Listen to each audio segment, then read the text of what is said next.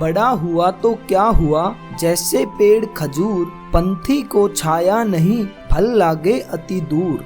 इस दोहे का भावार्थ है कि संत कबीरदास जी कहते हैं, यदि कोई बड़ा है और वह उपयोगी नहीं है तो उसके बड़े होने का क्या फायदा। जैसे खजूर का पेड़ काफी ऊंचा बड़ा होता है, लेकिन उसके फल इतनी ऊंचाई पर लगते हैं जिन्हें प्राप्त करना संभव नहीं है, और उसकी छाया का भी कोई लाभ नहीं मिलता है, क्योंकि ऊंचाई पर होने के कारण जमीन पर उसकी छाया आती नहीं है जिससे कोई पंथी सहारा ले सके।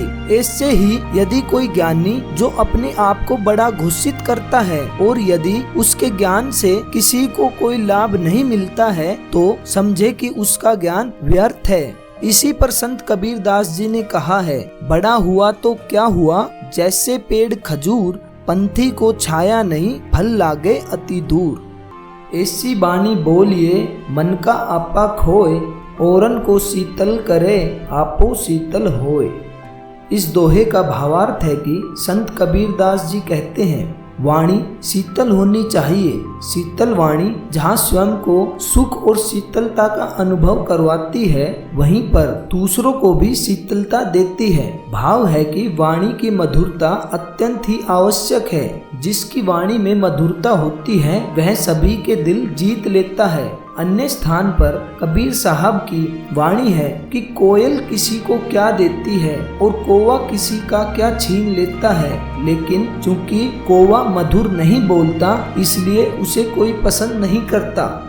इस दोहे में संत कबीरदास जी एक और ये संकेत भी करते हैं कि ऐसी वाणी बोलिए मन का आपा खोए, मतलब कि जो वाणी बोल रहा है उसके मन का आपा खो गया, मतलब उसके अंदर का अहंकार समाप्त हो गया है, और फिर वो जो भी वाणी बोलेगा वो शीतल वाणी ही होगी, मतलब कि वो सत्य वचन ही होंगे, और जो सत्य वचन होते हैं वो औरों को भी शीतलता प्रदान करते हैं, मतलब सच्चाई की तरफ बढ़ाते हैं। तो इस तरह से संत कबीरदास जी बताते हैं, ऐसी वाणी बोलिए मन का आपा खोए, औरन को शीतल करे आपहु शीतल होए।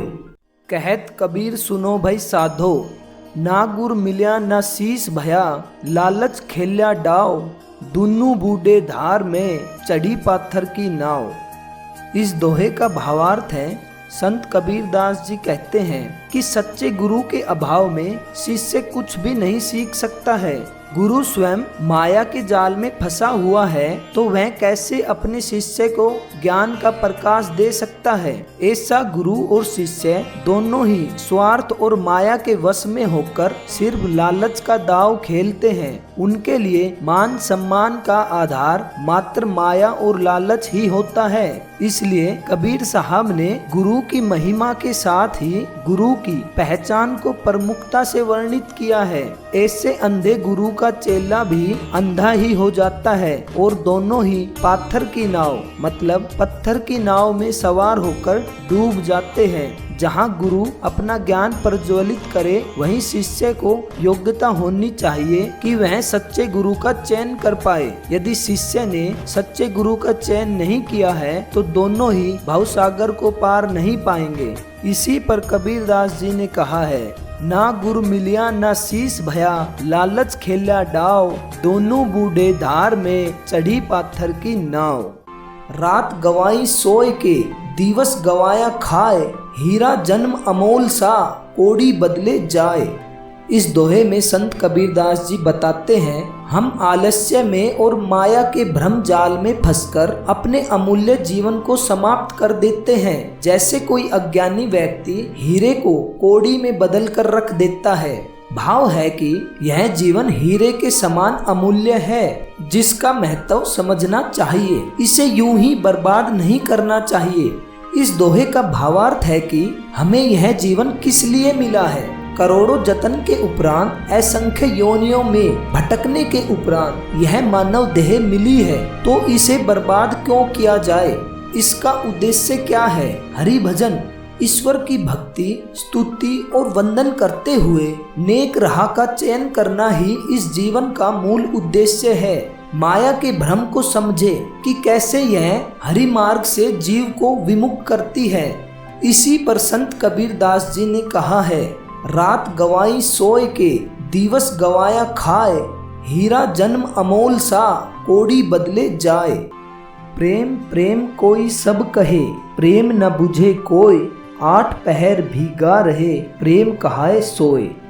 इस दोहे का भावार्थ है कि संत कबीरदास जी बताते हैं, यह प्रेम सांसारिक नहीं है, किसी लालच तृष्णा से प्रेरित भी नहीं है। यह ऐसा प्रेम है जो बदले में कुछ नहीं चाहता है, बस समर्पण की मांग करता है।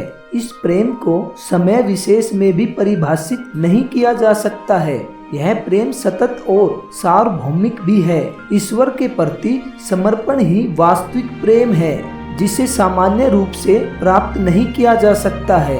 यह जरा समझने वाली बात है। जहाँ सांसारिक प्रेम बदले की भावना रखता है, बदले में कुछ प्राप्त करना चाहता है, वहीं पर कबीर साहब का प्रेम ऐसा है जो निस्वार्थ है। भाव है कि ईश्वर के प्रेम में जो व्यक्ति लीन रहता है, उसे ही प्रेम कहा जा सकता है।